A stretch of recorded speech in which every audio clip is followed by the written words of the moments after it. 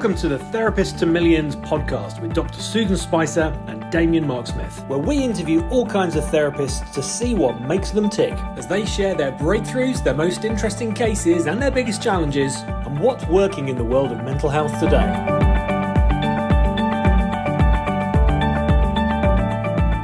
Hello and welcome to the Therapist to Millions podcast, where we get under the skin of real life therapists and find out what makes them tick and also some of their most interesting cases. And today, all the way from Portugal, sunny Portugal, we have Fiona Maguire from FionaMaguire.com. Fiona is an expert clearing the past and embracing who you really are as highly sensitive people, HSPs. We'll be shortening them to HSPs in this conversation, and empaths are her speciality. And she describes herself as an intuitive transformational coach. So Fiona, welcome to the show. Thanks, Damien. Good to be here. Lovely to have you. Now, tell us a little bit more about your the types of therapy that you do, because you are very unique, actually, aren't you? Yeah, so I work with the whole person. My degree is in psychology, and I done psychology because I really wanted to know what makes people tick, and I didn't particularly understand people. I didn't understand why people weren't being their true selves, which they were feeling one thing but behaving in a different way, or why people were harming other people. But studying psychology really didn't give me the answers that I wanted. So I just then started to really believe in my sensitivity and that I knew what people were feeling, and then intuitively picking up more information and asking them questions so they got more of an idea and insight into what was really going on for them. So I work with the whole person, and I clear trauma and stuck emotions and things that are going on for them. So then the person is really free to create what they want to create what they love in their life, because they're not carrying all the past baggage with them. So what life experiences kind of led you to do that kind of therapy? Well, the ones that I have mentioned, and just really becoming honest with myself that, you know, my sensitivity is a pure gift. It's what enables me to do everything that I do, and that I'm also an empath. But unlike many empaths, because I knew that the feelings were somebody else's, then I could clear the energy of it very quickly. Where a lot of empaths, they take in the energy of the other people's emotions and then they get confused about what's theirs and what's not theirs. So after my psychology degree, I worked in a psychiatric unit with children, and I quickly realized that if somebody was mentally ill, they also had physical problems. And so intuitively, I was really paying attention to what was going on.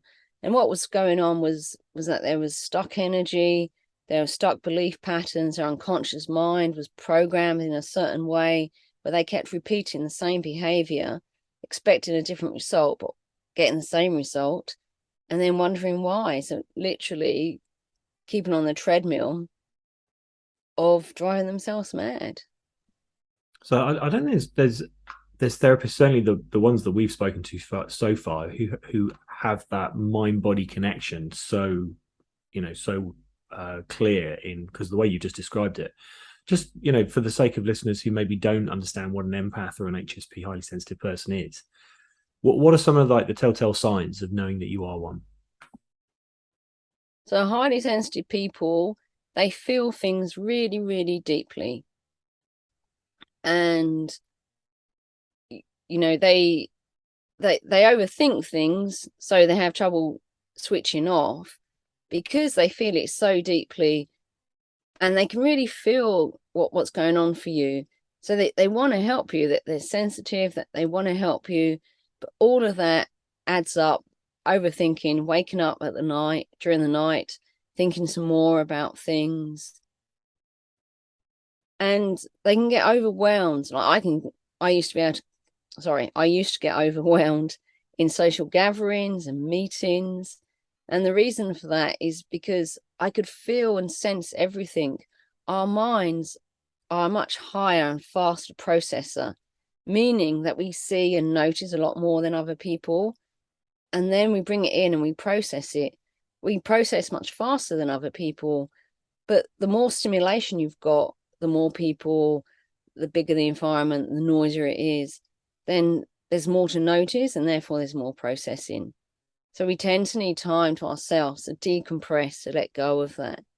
And I used to criticize myself for that without even realizing that I was doing that, because I'd have to come home from fun parties early so I could have time to process before I went to bed. But I've worked out ways of really knowing what's going on and letting go of that and working with my energy in a way that I don't pick up so much. And that's what I love to teach people to do. Empaths, there's about 20% of the population are highly sensitive people. And they reckon there's only 1 or 2% of the population that are empaths, because empaths literally take on the energy. It literally goes into their body, and then it can be difficult for them to know what's their emotions, what's their thinking, what's their actions to other people's. So an extreme example is one empath, his father died, and then suddenly he found himself smoking. He'd never smoked at all in his life, and he really missed his father.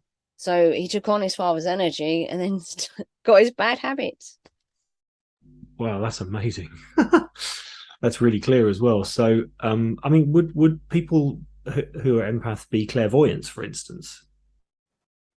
No, they're clear. They can be clairsentient, which means they feel and they sense what's going on. But that's only if they've done, I hate the word work, but if they've got the insight into what's theirs and what's other people's. Otherwise it just gets very confusing. As I said before, I'm very lucky that, thank God, I was born with just knowing what was other people's and what was mine. Again, that's really useful. Okay, so let's use some hypotheticals and no identifying factors. And let's talk about, first of all, your a success story in your practice.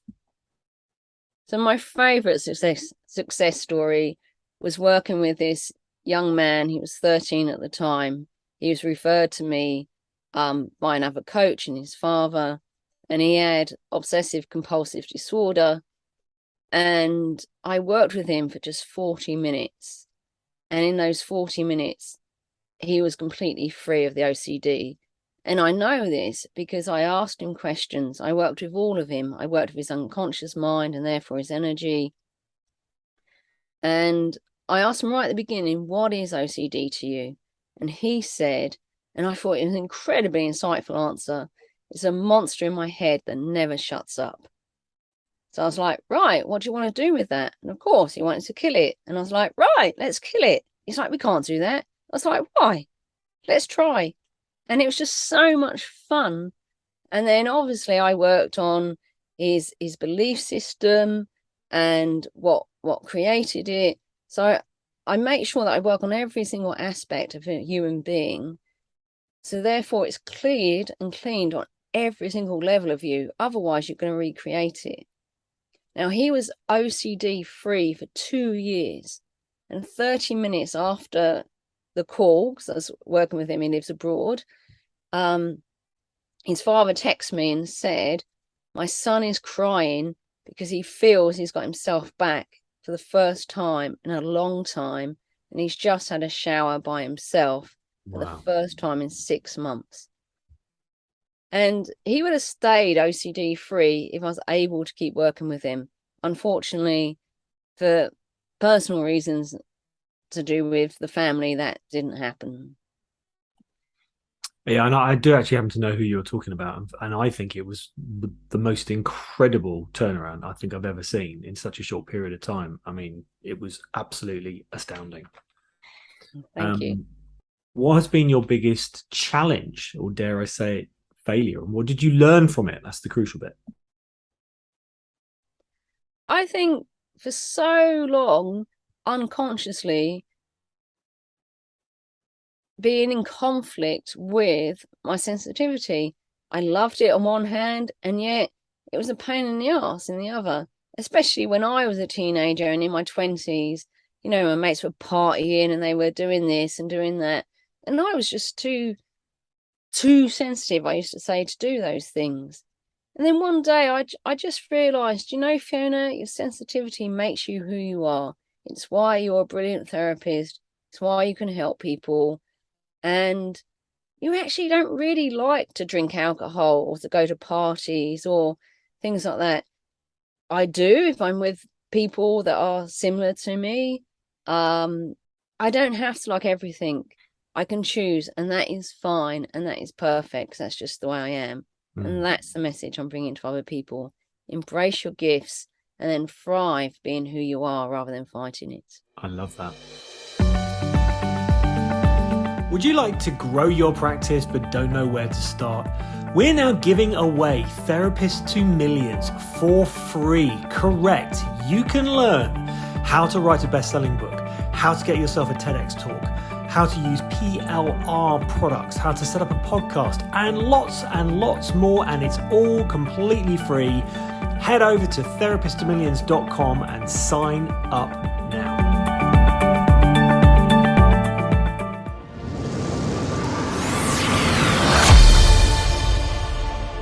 Okay, and if different from above, what's been your most fascinating, interesting, or unusual case, and why?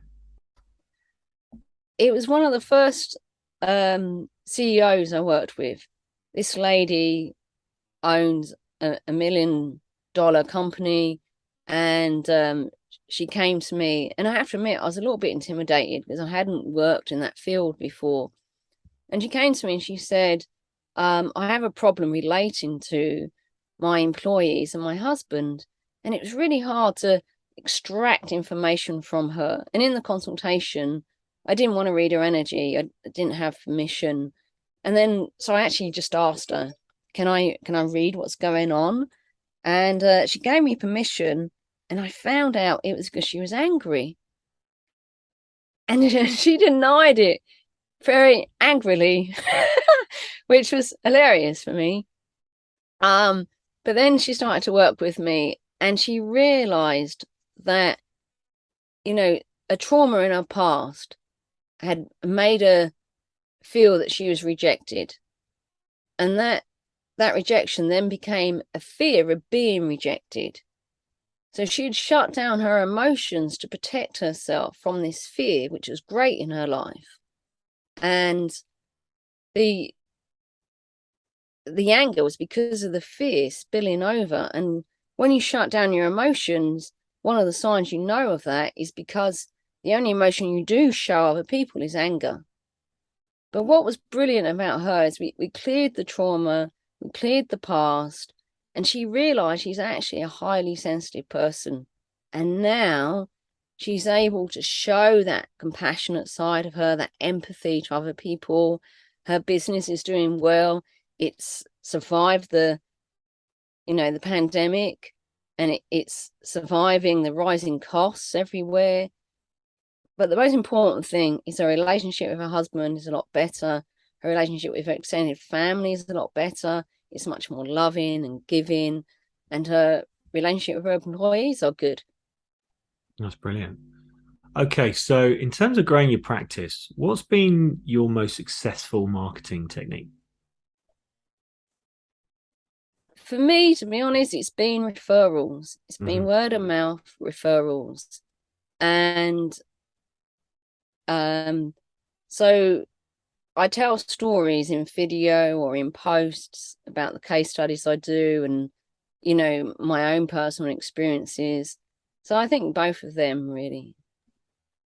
And I think people listening to this who maybe didn't realize that they were an HSP or maybe even an empath. And I think, that sort of knowledge as well is really useful. And there is one thing I'm going to promote Fiona here, because she's got an incredible ebook that you can download just by going to her website.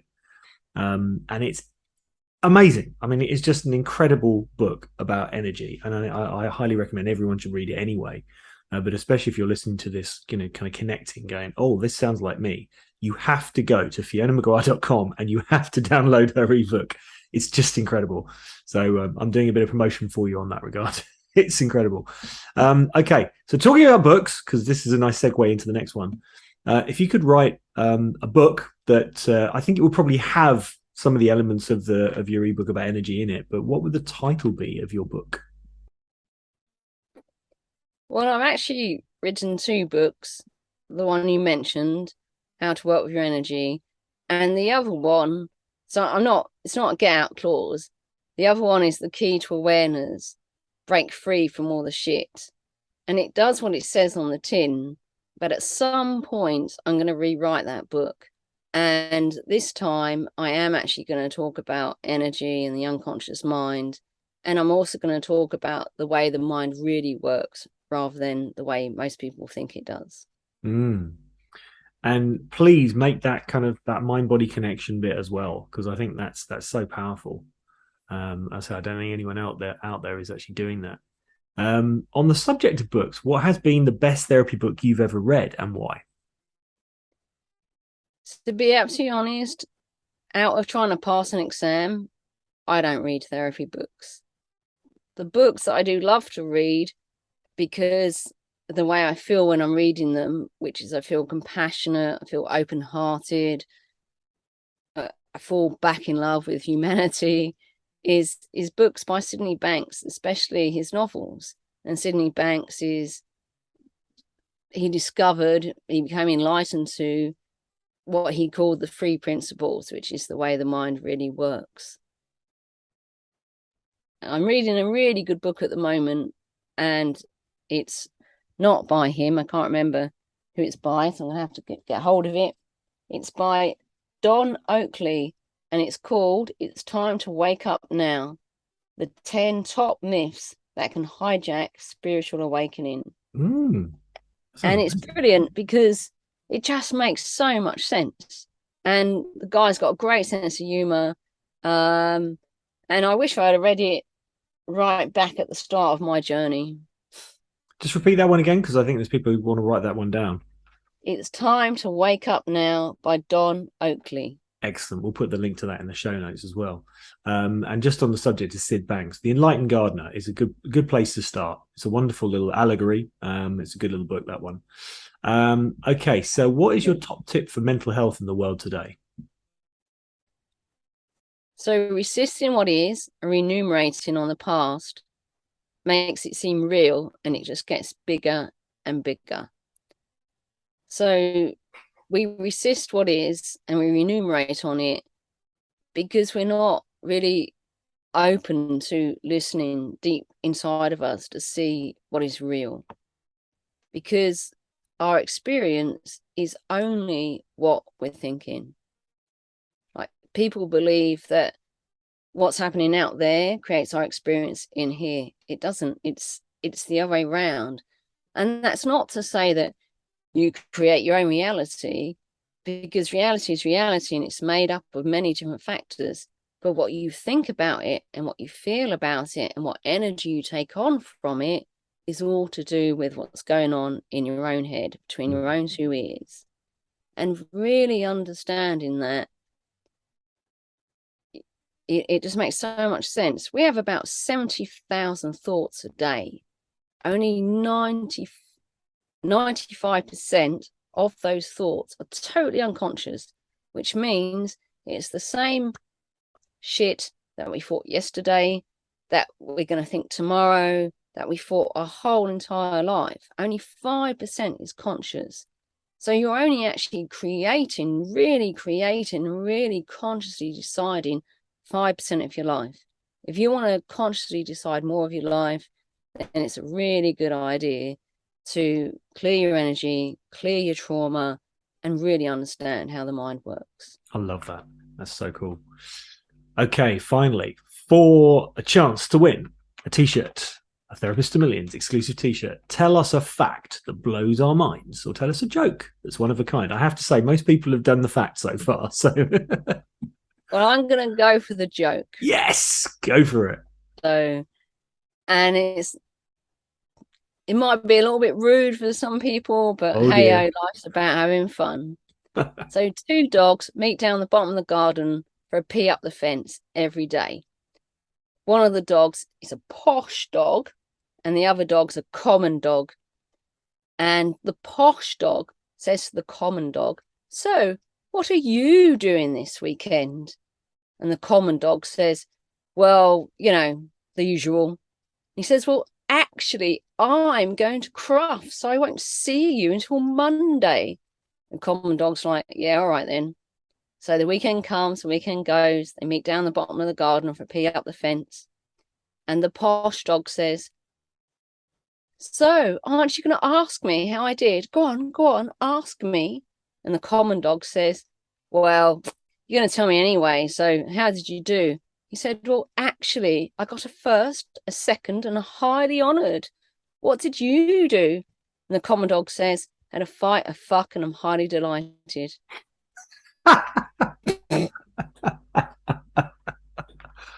Right. I'm gonna have to mark this one as adult content now. Or you just bleep the swear word. Oh, people won't get the joke. No, it's all right. I don't mind. I don't mind including that as an adult content. That's hilarious. So, how can people get hold of you, Fiona? So my website is www.fionamaguire.com, and Maguire spelt Maguire. I'm also on Facebook. I Set You Free, because that's what I do.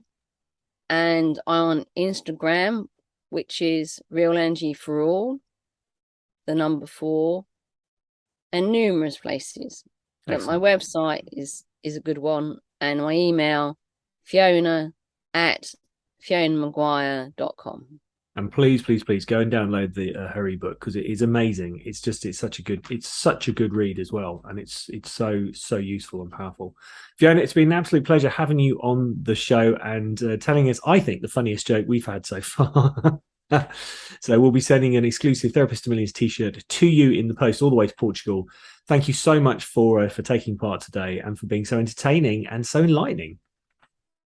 Thank you very much, Damien.